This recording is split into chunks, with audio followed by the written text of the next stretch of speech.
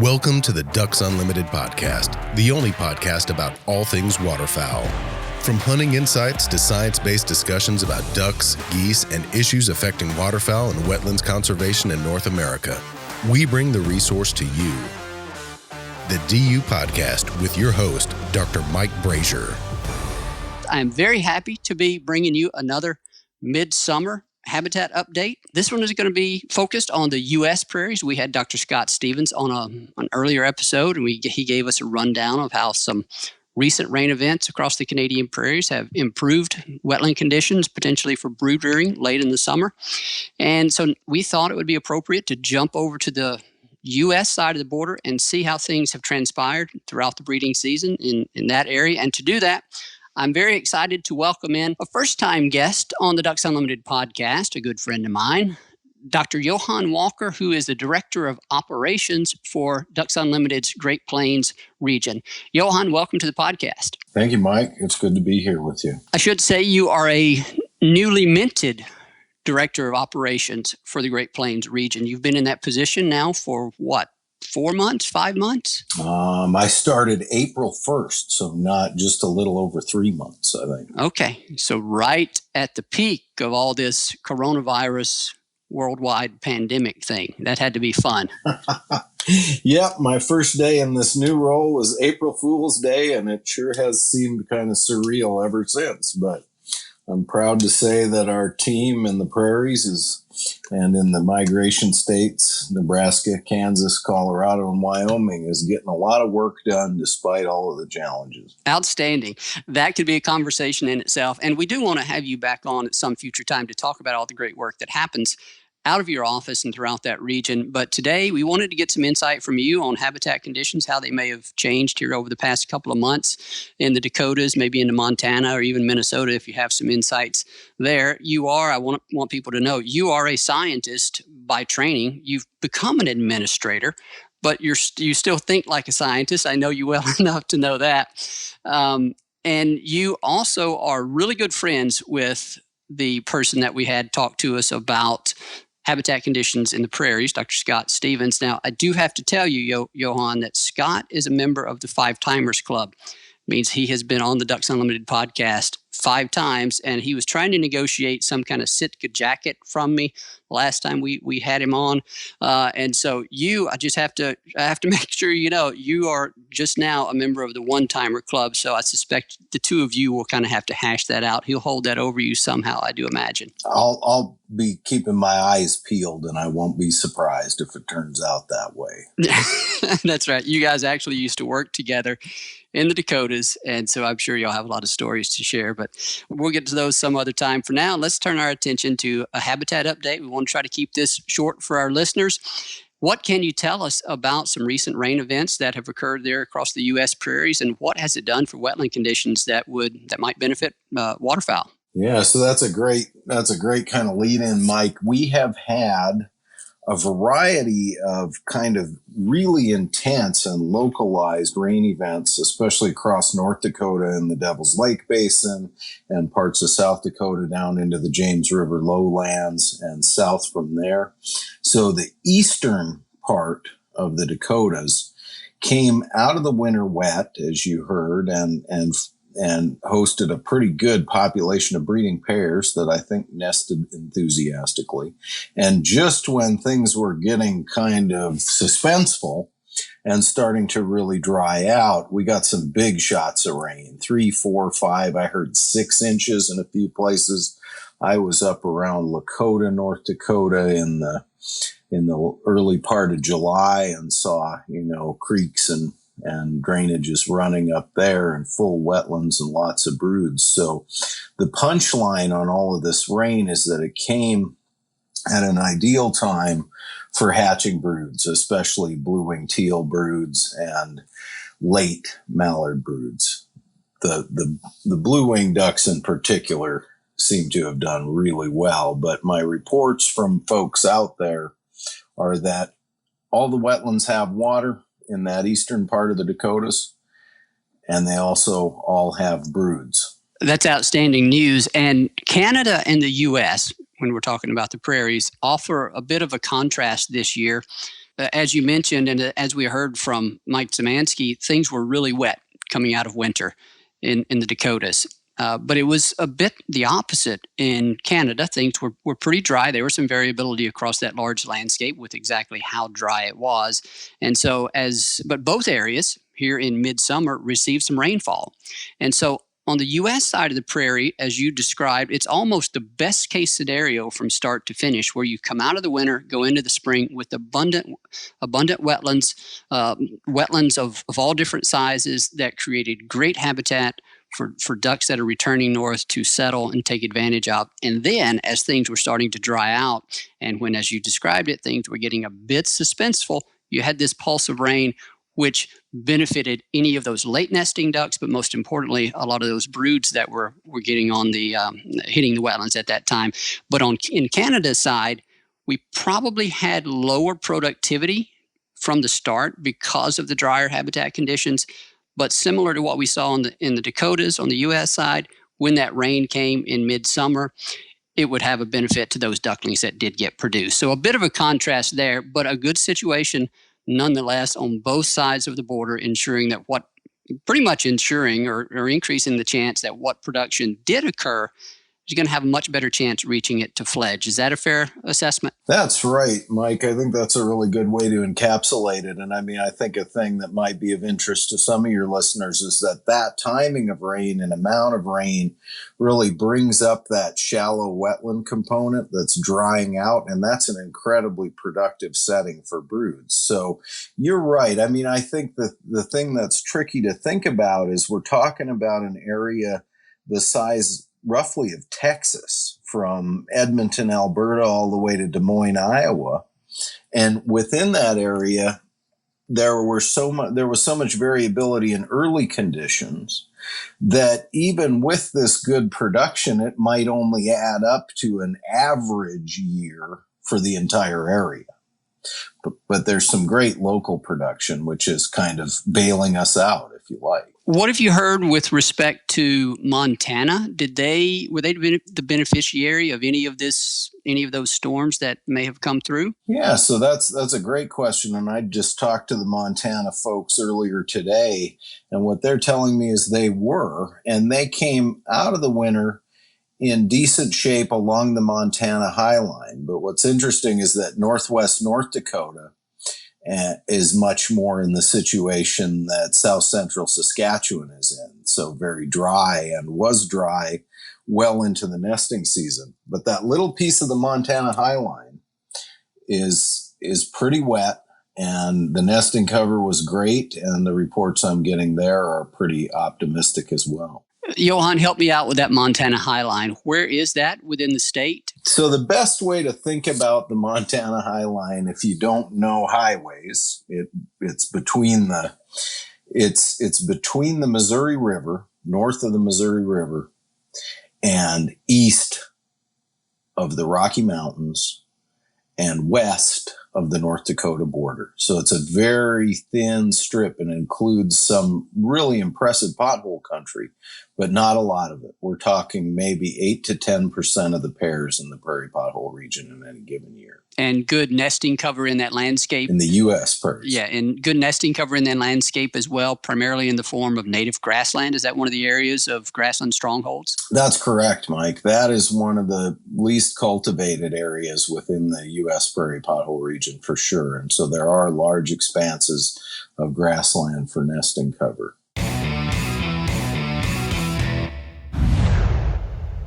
Be the first to know when ducks are on the move. Sign up for DU's waterfowl migration email alerts and receive ongoing in-depth updates on the latest habitat conditions, weather changes, and hunting reports for your flyway. Visit ducks.org/migration alerts.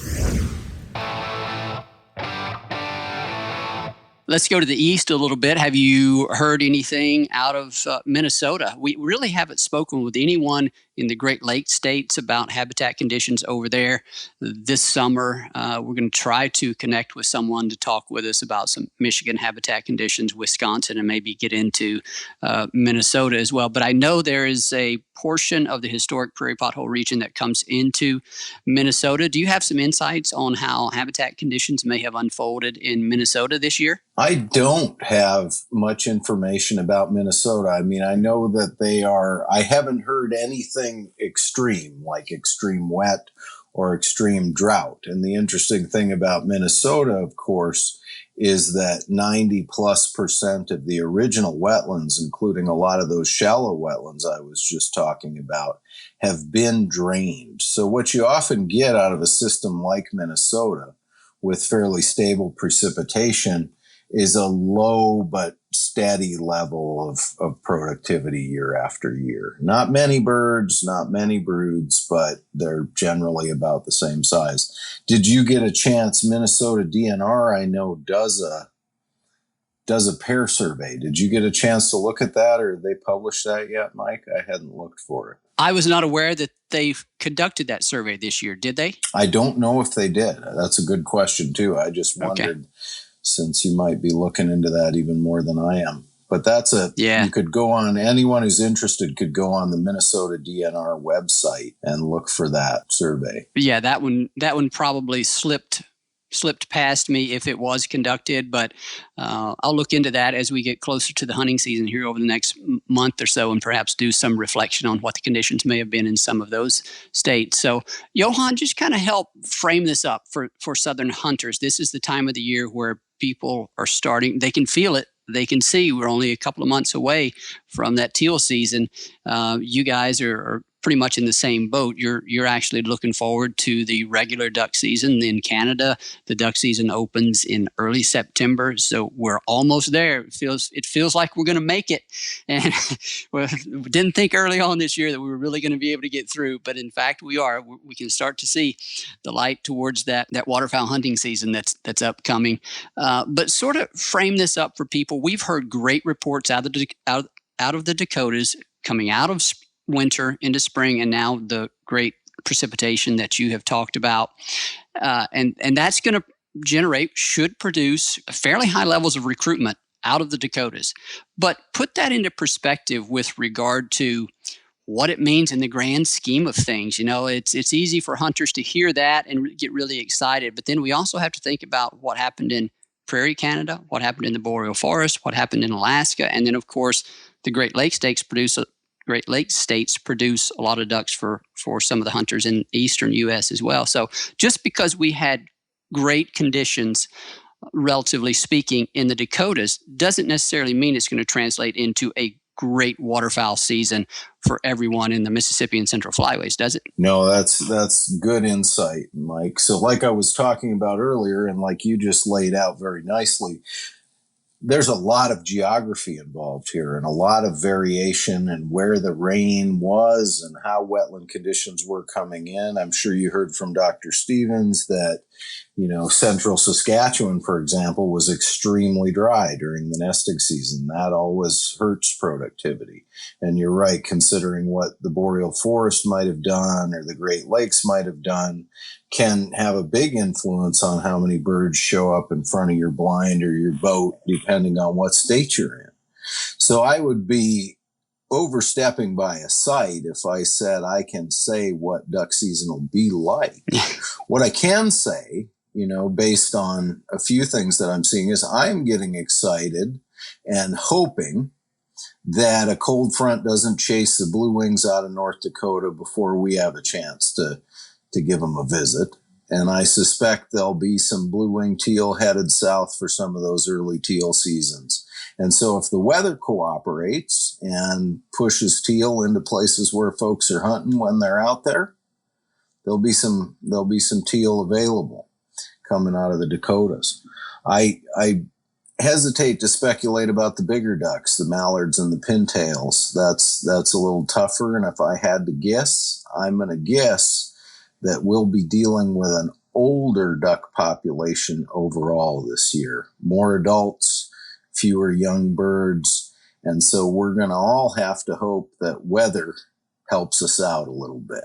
Yeah, that's consistent with some of what we've heard from other people as well, because to get a fall population of those bigger ducks, as you described them, that is that has a large number of juveniles in it, you need production to be good across a large landscape, because some of those bigger ducks breed over a much larger percentage of that landscape. Mallards are the best case. They breed well up into the Canadian prairies, all throughout the Canadian prairies, into the boreal forest.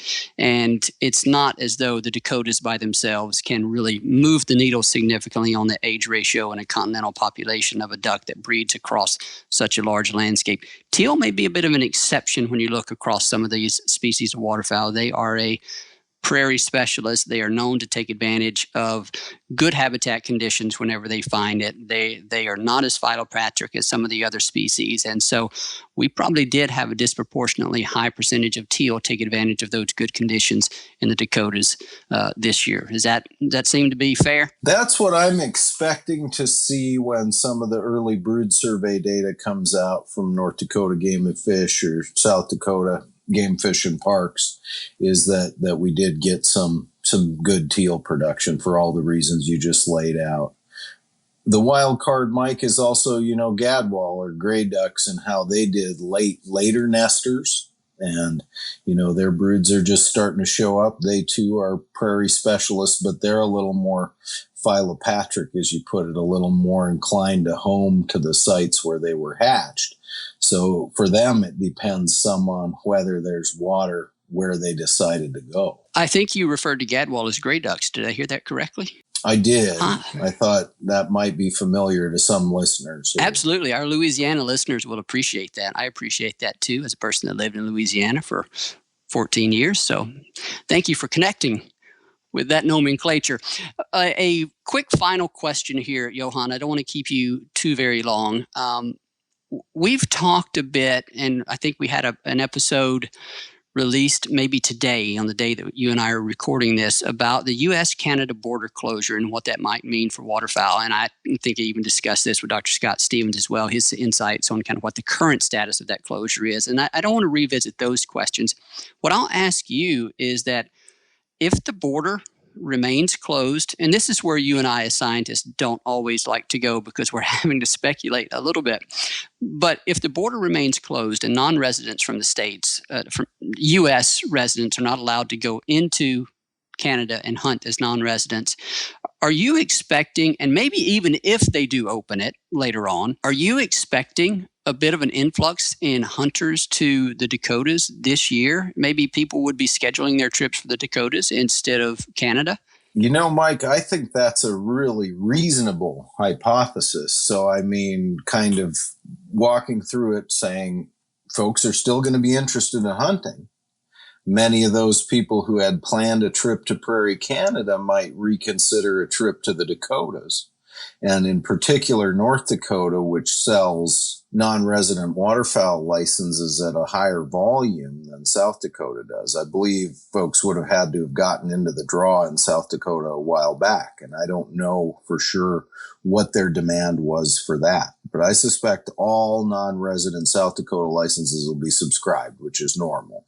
And then there may be a lot of folks, depending on whether they decide to cancel their trip or try North Dakota, that would consider coming to North Dakota. I just can't say how many. In the interest of keeping us all interested in the sport that we love, I'm expecting I'll see a few more folks, and I kind of hope that I do. Yeah, and I won't ask you to speculate any more beyond that.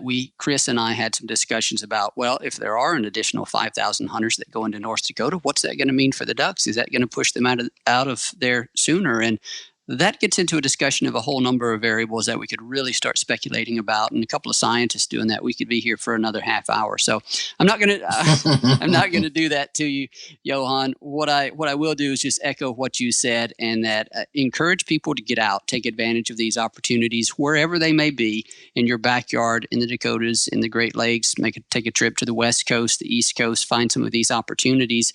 I do imagine, as we've talked about this as well, that if we are still under coronavirus, COVID-related restrictions, social gathering restrictions into the fall and winter, people are going to be getting out, doing different things, looking to get out and spend some time out of the house. And these types of recreational pursuits, hunting and other, whether it be waterfowl hunting or other types of hunting, are going to be on the list. And we certainly encourage people to do that. It's a great time to reconnect with something that you may not have done for a number of years. And so we certainly encourage that. So any final words for our listeners, Johann?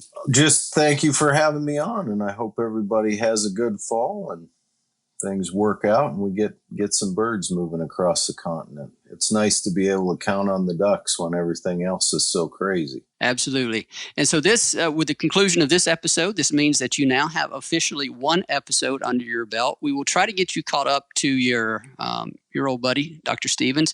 It may take a while, though. I think you're actually a fair bit busier than he is. He is so easy to get on the phone. He actually shared with us that he thinks some of his coworkers would say that he's able to get on the podcast so frequently because he doesn't have anything else to do. And so I know that's not the case with you. You are an incredibly busy person.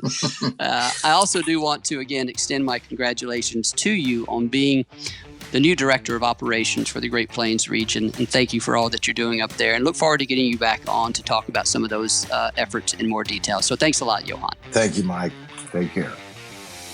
A special thanks to our guest on today's show, Dr. Johann Walker of Ducks Unlimited's Great Plains Regional Office. We certainly appreciate his insights on habitat conditions in the Dakotas and how they are shaping up here in midsummer. As always, we thank our producer, Clay Baird, who does the editing of these shows and then gets them out to you, the listener. And of course, the listener, we thank you for joining us. We thank you for sharing your time with us, and we thank you for your support, passion, and commitment to wetlands and waterfowl conservation.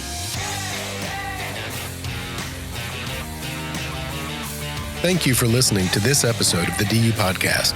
Be sure to rate, review, and subscribe to the show, and visit www.ducks.org/DU Podcast for resources based on today's topics, as well as access to more episodes. Opinions expressed by guests do not necessarily reflect those of Ducks Unlimited. Until next time, stay tuned to the Ducks.